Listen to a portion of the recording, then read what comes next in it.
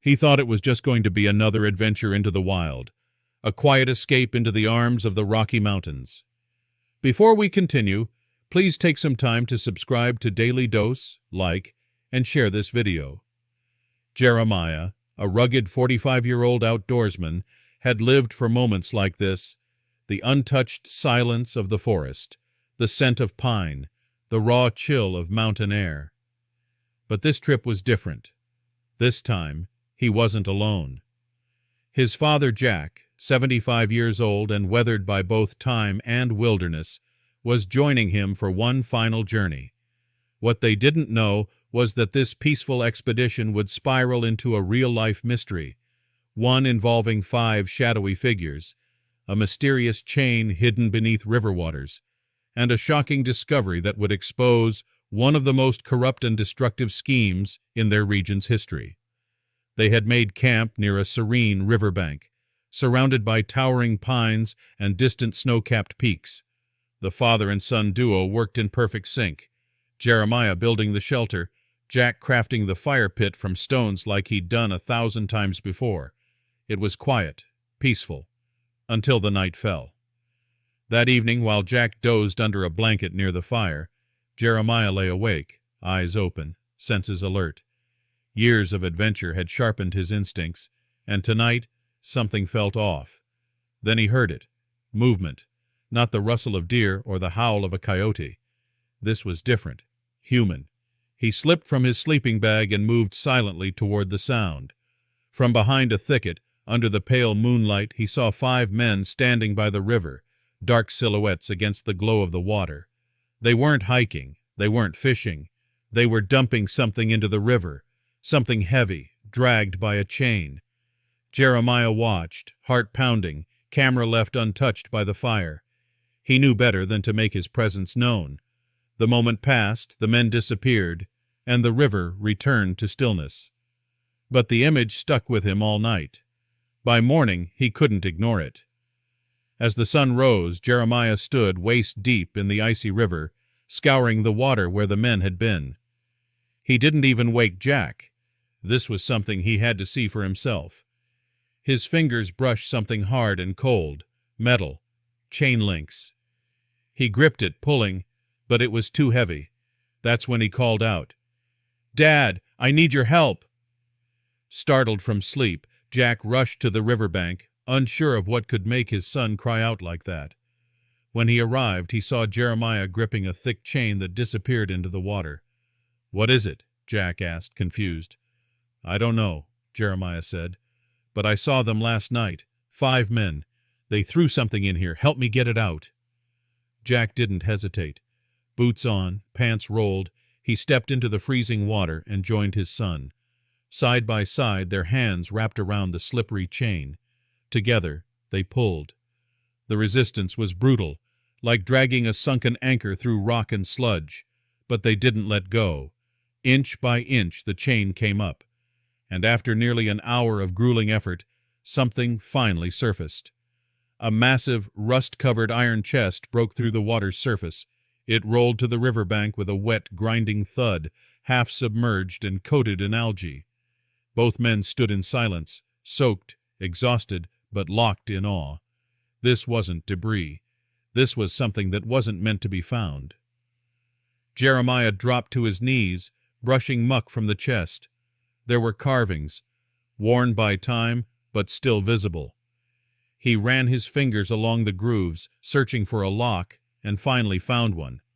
It was rusted, but intact. With a quick pry, it broke open, and what was inside stunned them both. There was no gold, no jewels, no priceless artifacts. Instead, they found an airtight bag, perfectly sealed and containing a stack of old documents. The rest of the chest was weighed down with rocks, meant to keep it hidden forever. Jeremiah carefully opened the bag. Inside were dozens, possibly hundreds of land deeds. Some were over a century old, and all of them appeared to grant ownership to massive parcels of land in the Rocky Mountains. As they sorted through the papers, the weight of the discovery began to settle in. These weren't just old documents, these were titles to untouched wilderness, pieces of nature still preserved from development. But something didn't add up. The names, the signatures, the amounts, these were not normal. Jack's voice cracked as he whispered, "Jeremiah, these could destroy everything.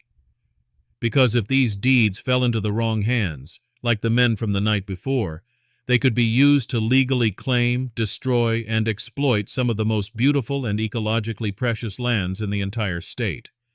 Jeremiah pulled out his phone and made a call. They had to contact the authorities.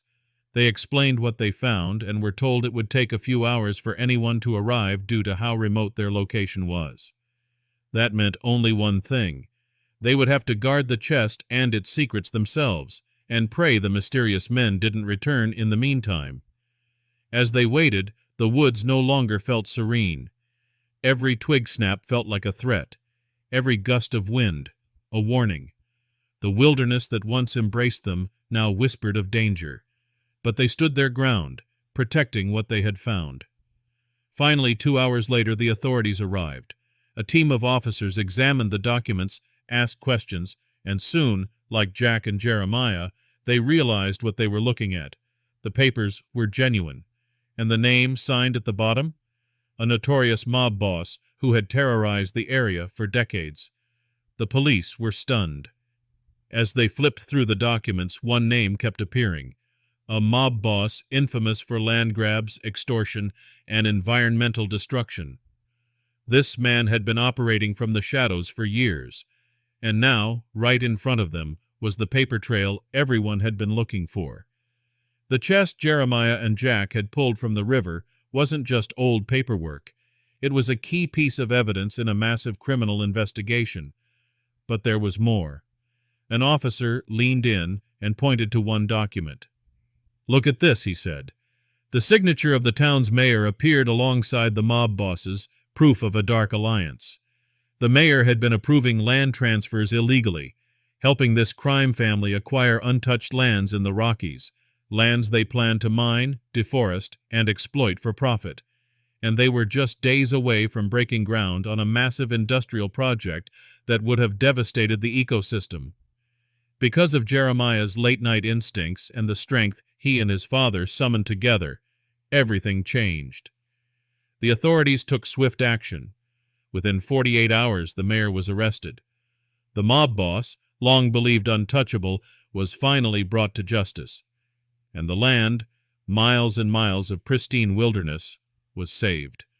The media caught wind of the story, and Jeremiah and Jack found themselves at the center of national headlines. But they didn't care for the spotlight. They didn't do it for fame. For them, it was about protecting something bigger, something sacred. Weeks later, standing by the same riverbank, Jeremiah looked at his father and smiled. "We came out here for one last adventure," he said quietly. "Guess the wild had other plans." Jack chuckled, his eyes misty but proud.